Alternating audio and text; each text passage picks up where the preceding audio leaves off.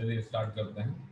तो last time हम लोगों ने क्या पढ़ लिया था? लास्ट टाइम हम लोगों ने ये पढ़ लिया था कि भाई ये जो इलेक्ट्रॉन है जो अपने पास एनर्जी पोजेस करता है, ठीक है। हम लोगों ने उसके बारे में बात किया था, वेलोसिटी के बारे में बात किया था हम लोगों ने, ठीक है। नहीं, कंपलसरी नहीं थी किसी के लिए भी। ऑप्शन नंबर 2 ऑप्शन नंबर 1 के हिसाब से मैंने जो आप लोगों ने चूज किया था उसके हिसाब से मैंने बताया था, ठीक है। हाँ, तो यहाँ पे ये मैंने कुछ क्वेश्चंस करवाए थे आपको, ठीक है। कुछ बेसिक सवाल मैंने करवाए थे और इस तरीके से हम लोगों ने इस पर देखा था। अब चलिए मेरे को आपको एक इम्पोर्टेंट बात समझानी है, ठीक है। क्या समझाना है? नेक्स्ट पार्ट जो मेरे को आपको पढ़ाने का है वो कहलाता है तुम्हारा एटॉमिक स्पेक्ट्रा। ये एटॉमिक स्पेक्ट्रा क्या चीज़ है, क्या होता है इसके अंदर, देखते हैं, जरा चर्चा करते हैं इसके ऊपर हम लोग। ये होता क्या है समझते हैं। अब ये चीज़ आपको थोड़ा सा जो है कम समझ में आने वाली है। क्यों ऐसा? ऐसा क्यों होगा?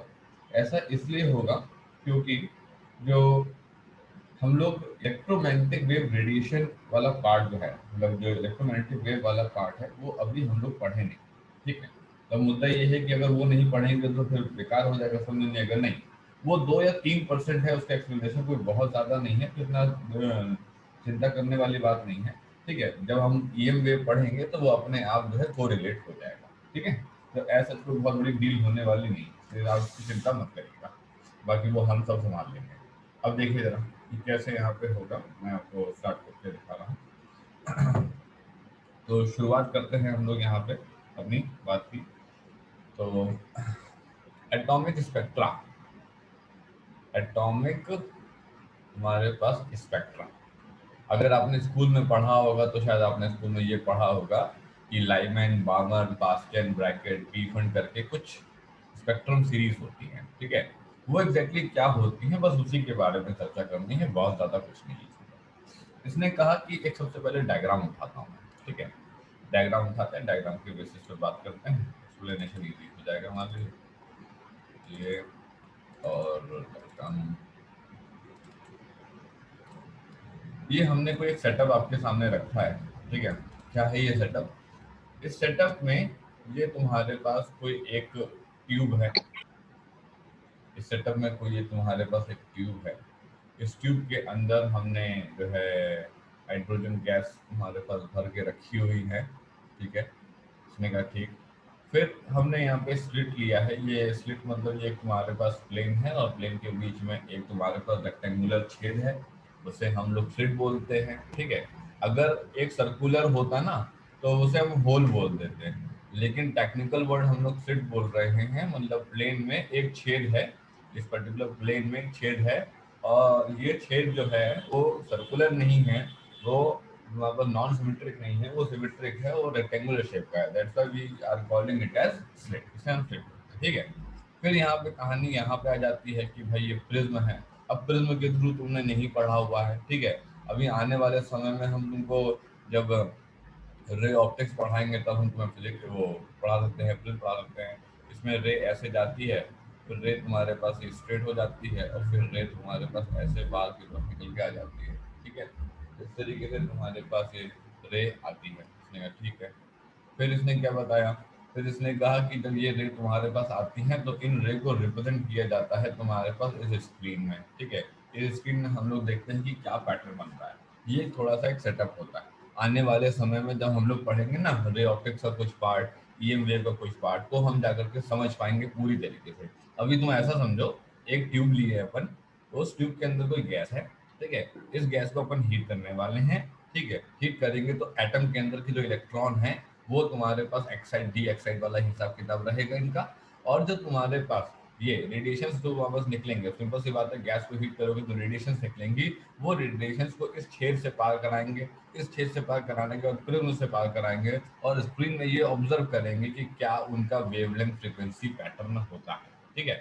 यही सब कुछ हम लोग पढ़ने वाले हैं एटॉमिक स्पेक्ट्रा में।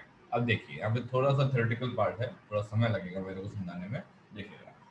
सबसे पहले मैं आपको ये बताना चाहता हूँ कि सबसे पहले हाँ, सबसे पहले मैं यहाँ पे ये कहूँगा कि materials materials in the solid, liquid and gaseous state, materials in the solid, liquid and हमारे पास गैसेस स्टेट, वो मटेरियल जो कि सॉलिड, लिक्विड और गैसेस स्टेट में रहते हैं, ठीक है, वो एमिट करते हैं तुम्हारे पास इलेक्ट्रोमैग्नेटिक, ठीक है, तुम्हारे पास रेडिएशन। अब इतना तो सुने ही होगे बचपन में, ultra violet rays, visible rays, infrared rays, है ना, radio waves, microwaves, X rays, सुने होगे, नाम तो सुने ही होगे, भले मीनिंग बहुत ज्यादा ना पता हो। ठीक, मटेरियल्स जो होते हैं अगर वो सॉलिड के फॉर्म में है या लिक्विड के फॉर्म में है या गैसेस स्टेट के फॉर्म में है, तो वो इलेक्ट्रोमैग्नेटिक वेव रेडिएशन हर वक्त तुम्हारे पास एमिट करते रहते हैं। अब जैसे कहते नहीं है कि मोबाइल को आप जो है जब रात में सोएं, है ना, तो बिल्कुल खोपड़ी में रख के ना सोएं, है ना, हर वक्त मोबाइल को अपनी शर्ट की पॉकेट में ना रखे रहें, है ना, उससे रेडिएशन निकलती है, ठीक है, लगातार उससे रेडिएशन निकल रही है। तो एग्जैक्टली रेडिएशन जितनी भी हैं, ठीक है, वो हमारे सराउंडिंग में हर जगह हमको घेरे हुए हैं, ठीक है, हर वो अप्लायंसेस जो कि तुम्हारे पास इलेक्ट्रिसिटी वगैरह से काम कर रहा है, ठीक है, या इन सब चीजों से काम कर रहा है, रेडिएशन हर वक्त हमारे में है। लेकिन मुद्दा ये है कि ये जैसे अभी तुमने सुना होगा न्यूज में, ठीक है, अभी रिसेंटली सुना होगा कि जब पंजाब या चंडीगढ़ साइड में वहां पे 5G की टेस्टिंग हो रही थी, है ना, तो वो न्यूज में ये आया था कि 5G की जो टेस्टिंग हो रही थी उससे जो है बहुत हार्म हो रहा है ना, उससे बहुत दिक्कत हो रही है। तो रेडिएशन एग्जैक्टली क्या है कि रेडिएशन हमेशा ही बहुत ज्यादा क्या नाम है हार्मफुल नहीं है। अब जैसे अगर ऐसा होता कि मोबाइल से निकलने वाली रेडिएशन वेव अगर इतनी ज्यादा हार्मफुल होती तब तो फिर हम लोग क्या नाम है एक दिन लगता अगले दिन लुढ़क जाते, है ना। अब ऐसा तो नहीं है कि लुढ़के जा रहे हैं सबके सब। तो एग्जैक्टली क्या होता है कि हर रेडिएशन का ऐसा नहीं रहता है। अल्ट्रावायलेट रेस के बारे में तुमको पता है, ठीक है, कि अल्ट्रावायलेट रेस तुम्हारे पास आएंगी सन की तरफ से। अब ओजोन लेयर वाला कॉन्सेप्ट तुमको पता है, ये सारी चीजें तुमको पता है। तो यही सारी चीजें हम आपको जो है इलेक्ट्रोमैग्नेटिक वेव रेडिएशन जब पढ़ाएंगे तो दुनिया भर की कहानी समझाएंगे। 7-8 लोगों को पकड़ लेंगे, radio wave, microwave, X rays है, और फिर तुम्हारे पास अल्ट्रा वायलेट, इंफ्रारेड, है ना, विजिबल रेज, है ना, ये दुनिया भर की चीजें पकड़ लेंगे, बताते रहेंगे। तो मोटी मोटी बात समझो जो अपने को यहाँ पे इस चैप्टर में समझने के लायक है। ठीक, गुड मॉर्निंग बेटा। हाँ, तो materials in the solid, liquid and gases state emit करता है इलेक्ट्रोमैग्नेटिक रेडिएशन, ठीक है, when they are heated up, when they are heated up, when they are heated up। इसका मतलब ये हुआ कि जब हम हमारे पास कुछ थर्मल एनर्जी जैसा कुछ अगर एग्जैक्टली प्रोवाइड कर रहे हैं, थर्मल एक्साइटेशन जैसा कुछ अगर प्रोवाइड कर रहे हैं, तो कुछ रेडिएशन निकलती हैं, ठीक है, and these radiations are of, and these radiations and these radiations are of continuous spectrum, and these radiations are of continuous spectrum। ठीक है, अभी कंटिन्यूस स्पेक्ट्रम क्या है, ये सारा चीजें भी धीरे धीरे समझ में आएगी। ठीक, अगर मैं बात करता हूँ इस पर्टिकुलर डायग्राम के बारे में, तो मैंने कहा कि व्हेन दी हाइड्रोजन गैस, समझिएगा, when the hydrogen gas enclosed in a tube, enclosed in a tube। ये जो मैं इतनी थ्योरी लिख रहा हूँ ना, ये बस तुम्हारे समझने के लिए है।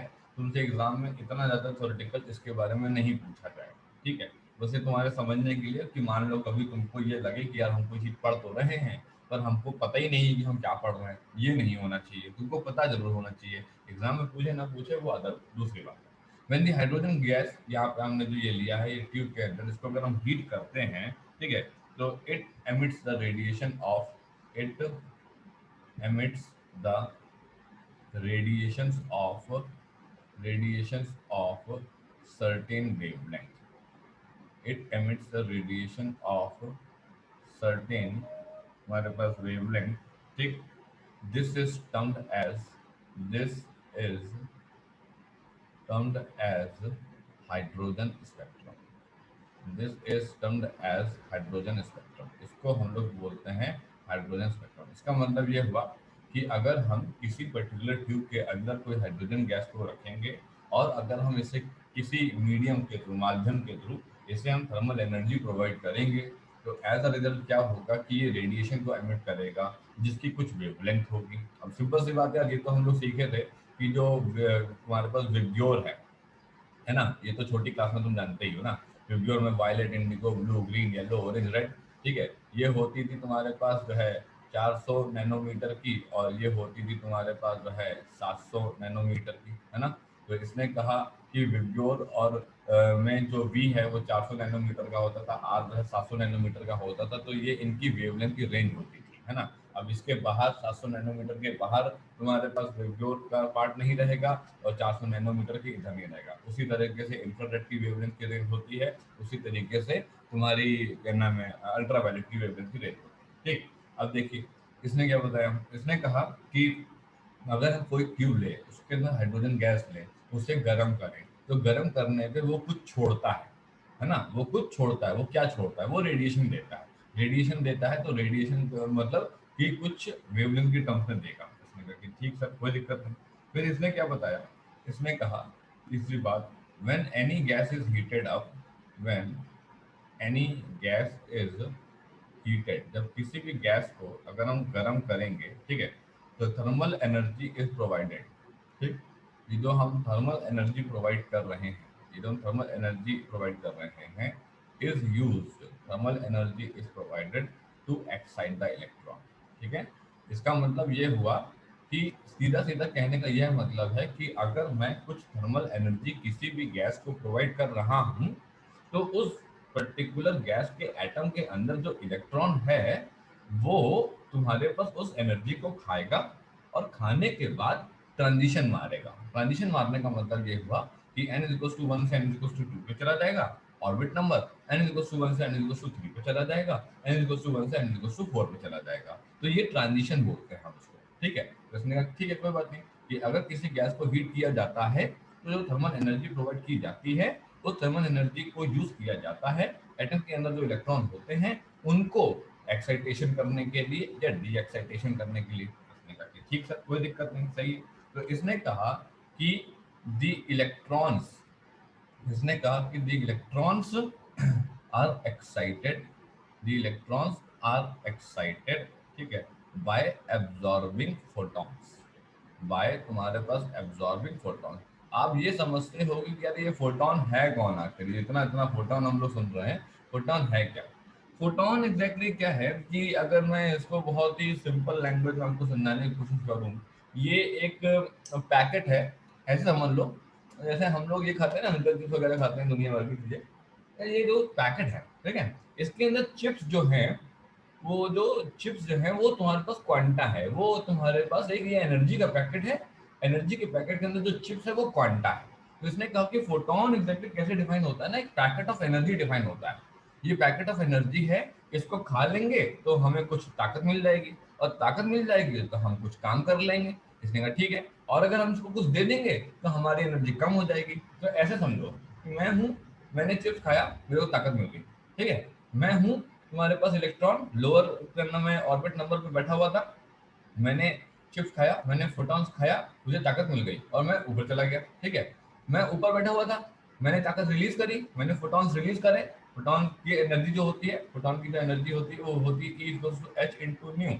ठीक है, मैं हायर एनर्जी पे बैठा हुआ था, मैंने फोटॉन्स रिलीज करे और मैं लोअर एनर्जी पे आ गया। इसका मतलब ये हुआ कि जब मैं लोअर तुम्हारे पास ऑर्बिट से हायर ऑर्बिट पे जाता हूँ, मतलब मैं लोअर एनर्जी से हायर एनर्जी पे जाता हूँ, मतलब मुझे कुछ खाना पड़ेगा। ठीक है, अब मैं यहाँ पे चिप्स को खिलाऊंगा नहीं इलेक्ट्रॉन को, इलेक्ट्रॉन को क्या खिलाऊंगा, इलेक्ट्रॉन खिलाऊंगा फोटोन। ठीक है, इलेक्ट्रॉन कहूंगा लो तुम खाओ फोटोन, फोटोन की एनर्जी, फोटोन तुमको दे रहे हैं एनर्जी के फॉर्म में, तुम उसे खा लो, खा लेगा वो और वो ऊपर चला जाएगा। और जब तुम्हारे पास उसको ऊपर से नीचे आना होगा तो वो तुम्हारे पास एनर्जी को रिलीज करेगा। ठीक है, तो मोटी मोटी बात समझने की ये कोशिश करो कि जब मैं एनर्जी दूंगा किसी भी पर्टिकुलर गैस को, तो मैं एनर्जी जो है, हाँ, जब मैं एनर्जी दूंगा किसी पर्टिकुलर गैस को, तो वो एनर्जी मैं थर्मल एनर्जी के फॉर्म में दूंगा। वो थर्मल एनर्जी गैस के पास जाएगी और उसके एटम के इलेक्ट्रॉन को कहेगी हम आ गए हैं, तो हम आ गए हैं तो तुम एक्साइट हो जाओ। एक्साइट होने का मतलब है तुम अपने लोअर ऑर्बिट से हायर ऑर्बिट पे चले जाओ। मैंने तुमको बताया था जैसे जैसे हम n=1 से 2 से 3 से 4 से 5 की तरफ बढ़ते हैं, हमारा रेडियस बढ़ता है, हमारी एनर्जी बढ़ती है ना, हमारी एनर्जी का मैग्नीट्यूड घटता है। ध्यान देना, 13.6 ग्राउंड स्टेट पे थी, फर्स्ट एक्साइटेड स्टेट पे 3.40 थी, देन 1.51 थी। हमारी एनर्जी का मैग्नीट्यूड बढ़ता है पर हमारी एनर्जी बढ़ती है। ठीक है, मैंने आपको ये बात बताई थी, एनर्जी का मैग्नीट्यूड घट रहा है लेकिन एनर्जी बढ़ रही है क्योंकि उसके साथ माइनस साइन लगा हुआ है, इस बात का ध्यान रखना। ठीक है, तो अब मोटी मोटी बात ये समझी जाए कि हम एनर्जी दिए, हम थर्मल एनर्जी दिए, हम गैस को थर्मल एनर्जी दिए, वो उसके जो एटम के अंदर का जो इलेक्ट्रॉन है उन्होंने उस एनर्जी को खाया, वो लोअर ऑर्बिट से हायर ऑर्बिट पे आ गए। और अगर इलेक्ट्रॉन हायर ऑर्बिट पे बैठे हैं और उन्होंने अगर एनर्जी छोड़ दी तो वो लोअर ऑर्बिट पे आ जाएंगे। बस इतनी सी बात समझानी है और ज्यादा कुछ नहीं है इसके अंदर, ठीक है। बस इतनी ही सी बात आपके दिमाग में डालनी है, बाकी और अभी कुछ बताना इसके अंदर नहीं। इसने कहा ठीक है, the electrons are excited by absorbing photons of तुम्हारे पास energy E is equals to h तुम्हारे पास nu, E is equals to h c by lambda. ये तो पता है ना, C equals to mu lambda होता है, तो E equals to h c by lambda. ठीक है, आई बात समझ में। इसने क्या बताया, इसने कहा कि बोहर पॉस्टुलेट ने क्या कहा था। इसने कहा कि बोहर्स थर्ड पॉस्टुलेट ने क्या कहा था। बोहर्स थर्ड पॉस्टुलेट ने ये कहा था कि जब इलेक्ट्रॉन, ठीक है, एब्जॉर्ब करता है, ठीक है, किसको, तुम्हारे पास एनर्जी को, ठीक है, जो कि कौन लेकर के आया था, जो कि ब्रॉड बाय फोटॉन्स, जो कि फोटॉन्स के द्वारा लाई जाती है। उसको चिप्स नहीं खिला देंगे हम लोग, उसको फोटॉन खिलाना पड़ेगा, ठीक है। इलेक्ट्रॉन एनर्जी को तुम्हारे पास एब्जॉर्ब करता है, ठीक है, और ये एनर्जी कौन लेकर के आया है, फोटॉन लेकर के आया है, ओके। फोटॉन, अब फोटॉन कौन लेकर के आया, जब हम लाइट डालेंगे, जब एग्जैक्टली हम एनर्जी दे रहे हैं, ठीक है, तो हम क्या नाम है, फोटॉन्स दे रहे हैं। ये आने वाले समय में समझाएंगे, बस ऐसे समझो कि हमने फोटॉन खिलाया उसको, ठीक है। इलेक्ट्रॉन एब्जॉर्ब कर रहा है एनर्जी जो कि फोटॉन के द्वारा तुम्हारे पास लाई गई है, ठीक है। ये जाता है तुम्हारे पास लोअर एनर्जी स्टेट से, ये जाता है तुम्हारे पास लोअर एनर्जी स्टेट से तुम्हारे पास हायर एनर्जी स्टेट पे, हायर तुम्हारे पास एनर्जी स्टेट से स्टेट पे, ठीक है। लोअर एनर्जी स्टेट से जाता है कहाँ, हायर एनर्जी स्टेट पे जाता है। इसने कहा ठीक है, कोई दिक्कत नहीं। अब इसने कहा कि ये तुम्हारे पास लेकर के जा रहा है, अब एक स्पेक्ट्रम बनाएंगे। इसने कहा क्या बनाओगे, स्पेक्ट्रम बनाएंगे। इसने फिर स्पेक्ट्रम क्या होता है, इसने कहा कि अच्छा पहले तो ये समझ लो कि जब इलेक्ट्रॉन वहाँ पर एनर्जी को एब्जॉर्ब करता है जो कि फोटॉन्स के द्वारा लाई गई है, तो ये लोअर एनर्जी स्टेट से हायर एनर्जी स्टेट पे जाता है, ठीक है। एट तुम्हारे पास excited state, at excited state it stays, it stays for a very small duration. इसका मतलब ये हुआ कि मैं नीचे वाले फ्लोर पे बैठा हुआ था, ठीक है, मैं ऊपर वाले फ्लोर पे गया, ठीक, ऊपर वाले फ्लोर पे मैं कुछ समय के लिए रुका। इसने कहा ये समय होता है 10⁻⁸ इतनी देर के लिए रुका। And and and jump to the lower state, ठीक है, and jump to the lower state, और नीचे वाले फ्लोर पे मैं वापस आ गया, ठीक है। इलेक्ट्रॉन ने एनर्जी खाई, फोटॉन्स के द्वारा जो एनर्जी लाई गई थी उसको खाई, लोअर एनर्जी स्टेट से हायर एनर्जी स्टेट पे गया, एक्साइटेड स्टेट पे गया, वहां पे थोड़ी देर के लिए रुका, वो थोड़ी देर के लिए रुका, उसकी समय सीमा ये है, और फिर लोअर स्टेट में तुम्हारे पास आ गया, ठीक है। By emitting, by emitting the radiation, by emitting the radiation of तुम्हारे पास same wavelength and frequency, by emitting the radiation of तुम्हारे पास क्या, ऑफ तुम्हारे पास सेम वेवलेंथ एंड तुम्हारे पास फ्रीक्वेंसी, ठीक। अब समझिए क्या बात, मैं आपको सिंपल लैंग्वेज में समझाने की कोशिश करता हूँ कि बहुत तीसरा पॉस्टुलेट ने ये बात कही कि भाई जब इलेक्ट्रॉन होगा वो एनर्जी अब्जॉर्ब करेगा, फोटॉन के द्वारा ये एनर्जी लाई जाएगी, और जब एनर्जी खाते हैं तो लोअर एनर्जी स्टेट से हायर एनर्जी स्टेट पे चले जाते हैं। जैसे जैसे तुम्हारे पास एन की वैल्यू बढ़ती जाती है वैसे वैसे एनर्जी तुम्हारे पास बढ़ती जाती है, वैसे वैसे तुम्हारे पास रेडियस बढ़ता जाता है, वैसे वैसे वेलोसिटी कम होती जाती है। मैंने क्या बोला, मैंने कहा कि जैसे जैसे तुम्हारे पास एन की वैल्यू बढ़ती है वैसे वैसे आर की वैल्यू बढ़ती है, वैसे वैसे ई की वैल्यू बढ़ती है, वैसे वैसे वी की वैल्यू घटती है। इस क्रम को याद रखा जाए, ठीक है। ये क्रम आपको बहुत हेल्प करेगा समझने में कि जैसे जैसे ऑर्बिट नंबर बढ़ाते हैं वैसे वैसे रेडियस बढ़ता है। ये किसने बताया, ये इसने बताया, ठीक है। और एनर्जी बढ़ती है, मैंने बताया था कि तुम्हारे पास -13.6 से तुम्हारे पास -3.4 पर जाएंगे तो हमारी एनर्जी बढ़ती है, और वेलोसिटी हमारी घटती है। ये किसने बताया, ये इसने बताया, ठीक है। अच्छा, तो इसने कहा it stays for very small duration वहां पे and jump to the lower state by emitting the radiation of same wavelength and frequency. इसका मतलब क्या हुआ, अब ऐसे समझना जरा। इसने कहा कि देखो भाई, ये तुम्हारे पास गए, ठीक है, ऊपर वाले माले पे, ऊपर वाले माले पे रुके और रुक करके तुम्हारे पास वापस आ गए, ठीक है। तो ये तुम्हारे पास लोअर तुम्हारे पास एनर्जी स्टेट है और ये तुम्हारे पास हाइयर एनर्जी स्टेट है, ठीक है। इसने कहा ठीक है, यहाँ पे क्या किया होगा, यहाँ पे एब्जॉर्ब किया होगा, यहाँ पे एब्जॉर्ब किया गया होगा तुम्हारे पास रेडिएशन को, यहाँ पे एब्जॉर्ब किया गया होगा रेडिएशन को। अब रेडिएशन को एब्जॉर्ब किए गए होंगे तो सर्टेन वेवलेंथ की होगी, सर्टेन फ्रीक्वेंसी की होगी। यहाँ पे थोड़ी देर के लिए रुके, 10⁻⁸ सेकंड के लिए रुके और रुक करके यहाँ पे वापस आ गए।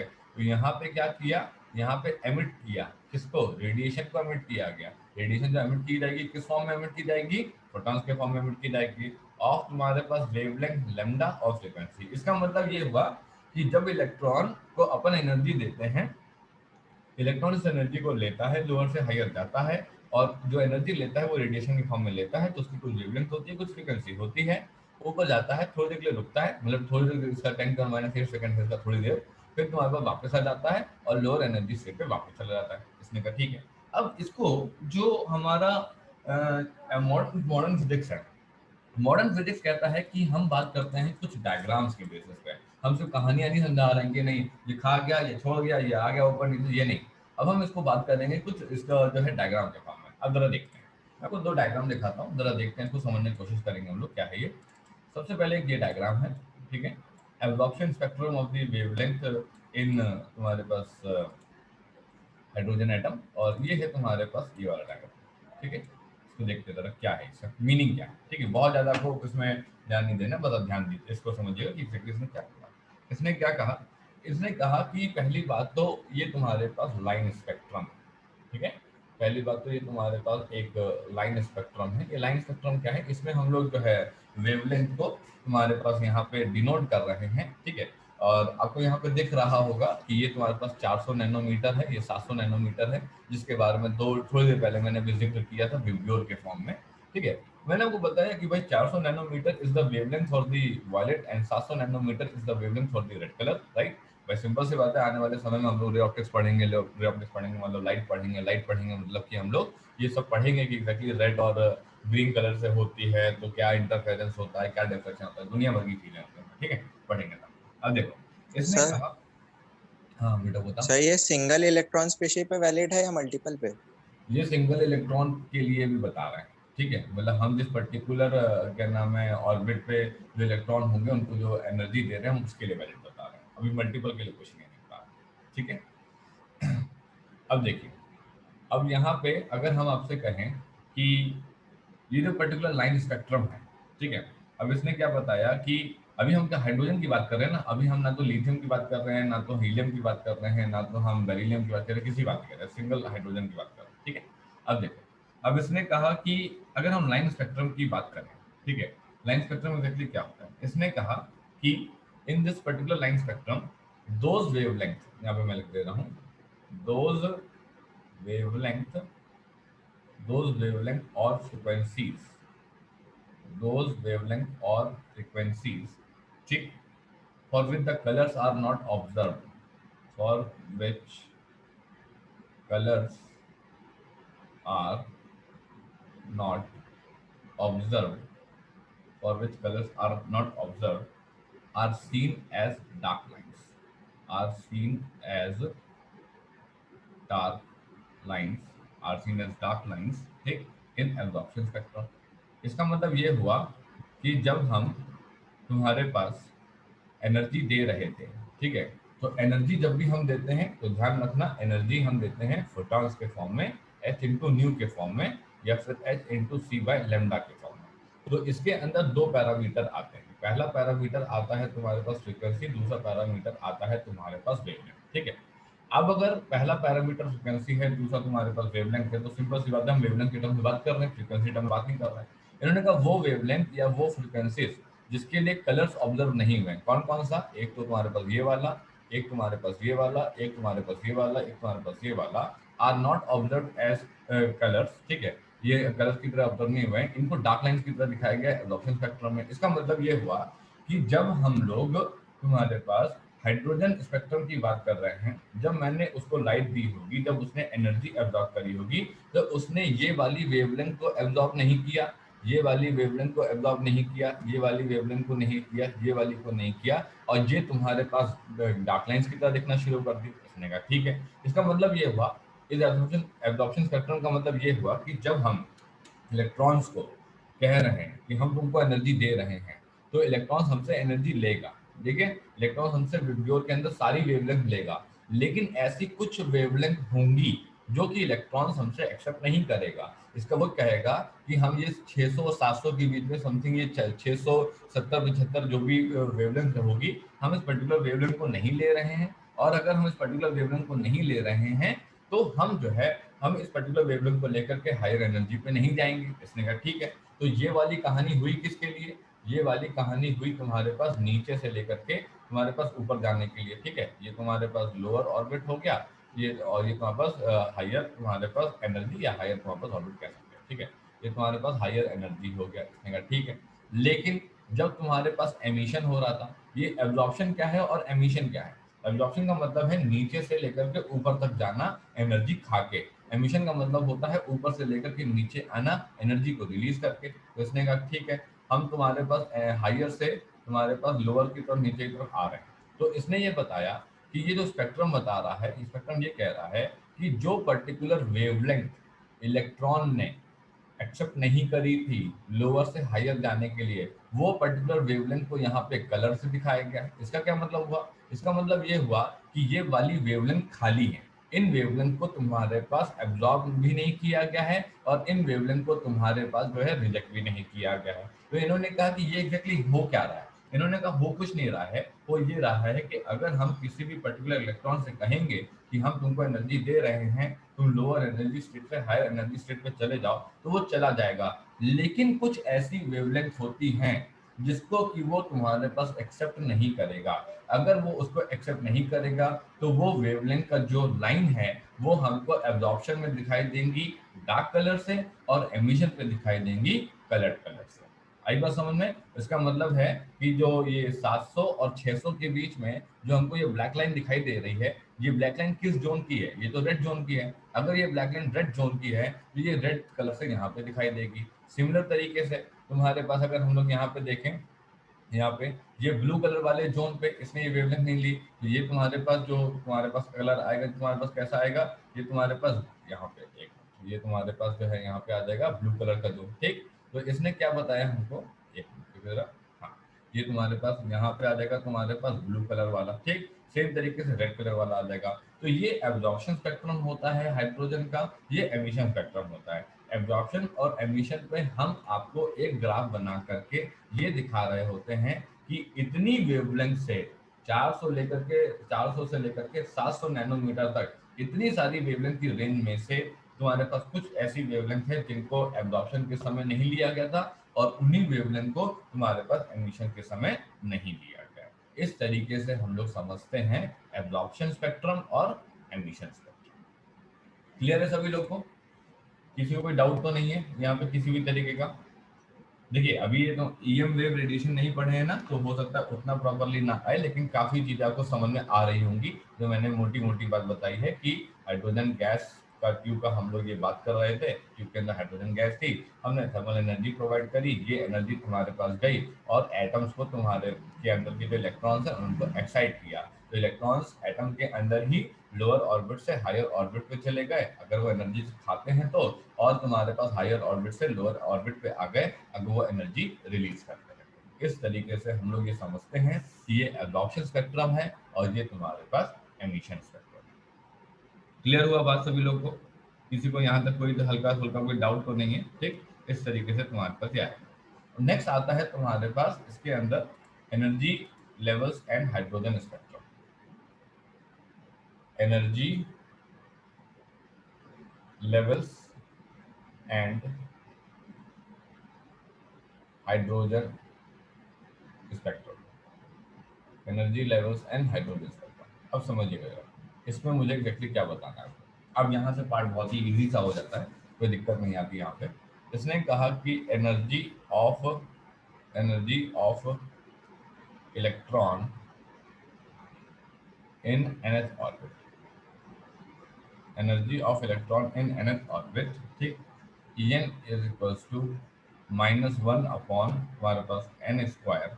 ठीक, एम जेड स्क्वायर ई की बार 4 तुम्हारे पास कितना, 8 पाई तुम्हारे पास 8 एप्सिलॉन नॉट स्क्वायर, 8 तुम्हारे पास एप्सिलॉन नॉट स्क्वायर और तुम्हारे पास एच स्क्वायर। ठीक, ये आ गया तुम्हारे पास, ठीक है, ठीक है। अब अगर हम लोग हाइड्रोजन की बात कर रहे हैं, इतनी देर से हम लोग हाइड्रोजन स्पेक्ट्रम पढ़ रहे हैं, इसने कहा हाँ पढ़ तो रहे, तो इसने कहा कि अगर हाइड्रोजन स्पेक्ट्रम पढ़ रहे हैं तो हम लोग इसी की बात कर लेते हैं, इसने कहा ठीक है। इसने कहा let us consider that, let us consider that electron makes a transition from, electron makes a transition, ठीक है, from I to K, ठीक है। I क्या, I मतलब तुम्हारे पास ऑर्बिट, और K का मतलब क्या, K का मतलब तुम्हारे पास ऑर्बिट, I ऑर्बिट से K ऑर्बिट, ठीक है। हमने कहा ठीक, कोई दिक्कत नहीं। तो लेट तुम्हारे पास ई आई ग्रेटर देन ई के, ठीक, उसने कहा ठीक है कोई दिक्कत नहीं। सो ई आई माइनस तुम्हारे पास जो है ई के इज इक्वल्स टू एच तुम्हारे पास न्यू आई टू के, ठीक है। ये क्या किया है, ये ई आई तुम्हारे पास कोई एक ऑर्बिट होगा और उसके पास कुछ एनर्जी होगी, के तुम्हारे पास कोई ऑर्बिट होगा उसके बाद भी कुछ एनर्जी होगी, ठीक है। हमने थोड़े के लिए मान लिया कि तुम्हारे पास जो हायर एनर्जी स्टेट से लोअर एनर्जी स्टेट पे तुम्हारे पास आ रहा, ठीक है। इसने कहा ठीक है कोई बात नहीं, सही है, बढ़िया। तो इसने कहा कि ई आई minus E K equals to h of nu I K, I से लेकर के तक जा रहे हैं। ट्रांजिशन का मतलब क्या होता है, ट्रांजिशन का मतलब होता है तुम्हारे पास एब्जॉर्प्शन भी होता है, ठीक है, और ट्रांजिशन का मतलब तुम्हारे पास एमिशन भी होता है। सीधी सी बात ये समझना कि तुम्हारे पास जो आपका एब्जॉर्प्शन है, एब्जॉर्प्शन में आप तुम्हारे पास लोअर ऑर्बिट या लोअर एनर्जी से तुम्हारे पास हायर ऑर्बिट या हायर एनर्जी पे जाओगे। एमिशन का मतलब होता है आप हायर ऑर्बिट या हायर एनर्जी से लोअर ऑर्बिट या लोअर एनर्जी पे जाओ, ऐसा होता है, ठीक है। मैंने कहा ठीक, कोई दिक्कत नहीं। यहाँ पे रखा 1 अपॉन तुम्हारे पास एन आई स्क्वायर, एन तुम्हारे पास जेड स्क्वायर ई की power 4 upon 8 epsilon naught square तुम्हारे पास एच स्क्वायर, ठीक, माइनस ऑफ 1 अपॉन एन तुम्हारे पास K square m of Z square E की पावर 4 अपॉन 8 तुम्हारे पास epsilon naught square H square is equals to h of nu from I to K, ठीक है। ये मैं जनरल फॉर्मूला बना रहा हूँ, अभी आपको इतना हैवी फॉर्मूला कुछ नहीं याद करना पड़ेगा, एक सिंपल सा फॉर्मूला आपको ध्यान रखना पड़ेगा, समझिएगा जरा। अब इसने कहा कि ठीक है, फॉर तुम्हारे पास हाइड्रोजन के लिए आपको डिराइव करके दिखा रहे हैं, ठीक है। हाइड्रोजन के लिए जेड की वैल्यू होती है 1, ध्यान रखिएगा, इसका बहुत इंपॉर्टेंस है। कहीं अगर आपको गलती से भी कोई और क्वेश्चन पकड़ा दिया, जैसे लास्ट कल ही उन्होंने किया था बेरिलियम को लिथियम का क्वेश्चन किया था, है ना, या हीलियम का क्वेश्चन किया था, अगर कोई ऐसा क्वेश्चन दे देता है तो जेड की वैल्यू आपका पूरा का पूरा आंसर बिगाड़ सकती है, ठीक है। इस बात को आपको ध्यान देना पड़ेगा, ठीक, कोई दिक्कत नहीं। सो एम ऑफ तुम्हारे पास 1 का स्क्वायर ई की पावर 4 अपॉन 8 ऑफ तुम्हारे पास epsilon naught square H square, ये हो जाएगा प्लस ऑफ 1 तुम्हारे पास n K square minus of 1 तुम्हारे पास एन आई स्क्वायर, ये वैल्यू आ गई है। और ये आ गया है एच ऑफ न्यू तुम्हारे पास आई टू के, यहाँ पे वैल्यू निकाल ली हमने कहा ठीक, कोई दिक्कत नहीं। अब इसने कहा हम एच को नीचे दे दे रहे हैं, ये तुम्हारे पास आई टू के इक्वल्स टू एम ई की power 4 upon 8 epsilon naught square H तुम्हारे पास क्यूब 1 अपॉन तुम्हारे पास एन के स्क्वायर, ठीक है, और 1 अपॉन तुम्हारे पास एन आई स्क्वायर, ठीक है, ये वैल्यू आ गई, ठीक, कोई दिक्कत नहीं। मुझे पता है कि जो फ्रीक्वेंसी है उसको मैं लिख सकता हूँ सी अपॉन लेमडा, ठीक है, आई से लेकर के तो ये आ गया है 1 m e 4 upon 8 epsilon naught square h cube 1 upon n K square minus 1 upon n I square, ठीक। अब मैं सी को जरा नीचे लेकर के चला जाता हूँ, तो 1 upon lambda I to K हो गया is equals to m of E की पावर 4 अपॉन 8 हमारे पास epsilon naught square h cube c, ठीक, 1 upon n K square minus 1 upon n I square, ठीक। अब समझिएगा यहाँ पे, अब ऐसा है कि समझने का तो क्या बचा इसके अंदर, अब बस मुझे वैल्यूज पुट करनी है, तो मैंने वैल्यूज पुट करी। इसने कहा M E square upon 8 epsilon naught square H square C, value put करूंगा 9.1 इंटू 10 की पावर माइनस 31 इंटू 1.6 इंटू 10 की पावर माइनस 19, ठीक, स्क्वायर अपॉन सॉरी 4 यहाँ पे, 4 यहाँ पे, ठीक है, और ये हो गया 8 इंटू हमारे पास 8.85 इंटू 10 की पावर माइनस 12 का स्क्वायर इंटू ये एच क्यूब है यहाँ पे, एच क्यूब सी, ये आ गया 6.6 इंटू 10 की पावर माइनस 34 का होल क्यूब इंटू 3 इंटू 10 की पावर 8, जब हमने इसको सॉल्व किया, ओके, जब हमने इसको सॉल्व किया तो हमको ये मिला है 1.09 इंटू 10 की पावर तुम्हारे पास 7, ठीक है, वो भी मीटर इनवर्स, ये वैल्यू हमको यहाँ पे मिली, ठीक है। तो इसकी पूरी की पूरी वैल्यू आ गई, तो 1/λ/I2K is equals to 1.09 into 10 की पावर 7, ठीक है, अपॉन तुम्हारे पास एन के स्क्वायर माइनस तुम्हारे पास एन तुम्हारे पास आई स्क्वायर का फॉर्मूला आ गया इसने करके, ठीक है, कोई दिक्कत नहीं। इसको ये जो निकला है तुम्हारे पास, ये जो भाई साहब निकले हैं, इनका नाम है तुम्हारे पास क्या, इनका नाम है रिडबर्ग कांस्टेंट, ठीक है, इनका नाम है तुम्हारे पास Rydberg constant. So I can write it as 1/λ/I2K is equals to R, is equals to R, ठीक है, 1 अपॉन तुम्हारे पास n K square minus 1 upon तुम्हारे पास एन आई स्क्वायर, ठीक, ये आ गया वैल्यू इसने कहा, ठीक है। अब इसने कहा कि नहीं, ये अगर हाइड्रोजन के लिए ना लिखना होता और अगर किसी और के लिए अगर लिखना होता तो क्या करते, इसने कहा कि आप जनरल फॉर्मूला बना लीजिए, अगर आपको ऐसा कोई दिक्कत है। अब जनरल फॉर्मूला बना दीजिए, आर टाइम्स ऑफ तुम्हारे पास जेड स्क्वायर 1 अपॉन तुम्हारे पास n K square minus 1 upon तुम्हारे पास एन आई स्क्वायर, ये हो गया आपका जनरल फॉर्मूला।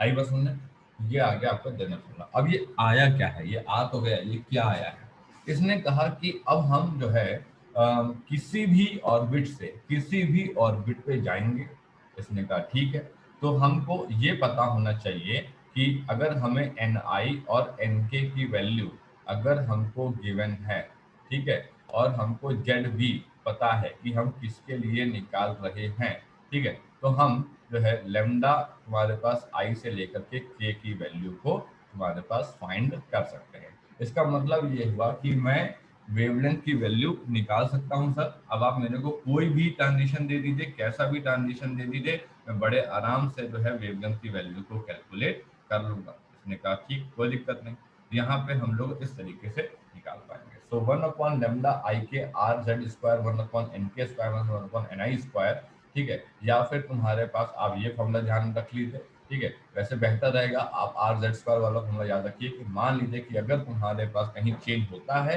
तो तुम्हारे पास जेड की वैल्यू को आप बड़े आराम से पुट कर पाएंगे। क्लियर हुआ सभी लोगों को, कोई दिक्कत तो नहीं, ठीक, इस तरीके से तुम्हारे पास। अब देखिए इसके अंदर की तुम्हारे पास एक कहानी, ठीक, ये हो गया तुम्हारे पास formula 1/λ is equals to R Z square n K square minus n I square, ठीक है, आप आई से के लिए पर्टिकुलर लिखने वाले हैं। अब जैसे मान लीजिए कि फॉर एग्जांपल कि अगर आपने तुम्हारे पास 3 से 1 लिखा तो आप कैसे लिखेंगे, 1/λ तुम्हारे पास कितना 1/λ is equals to R of तुम्हारे पास जेड स्क्वायर, ठीक है, आई से के, इसका मतलब ये आई हो गया, ये के हो गया, 1 अपॉन तुम्हारे पास जो है कितना, ये हो गया है 1 स्क्वायर, ठीक है, माइनस 1 अपॉन तुम्हारे पास कितना 3 स्क्वायर। इस तरीके से आप इस फॉर्मूले को लिखेंगे।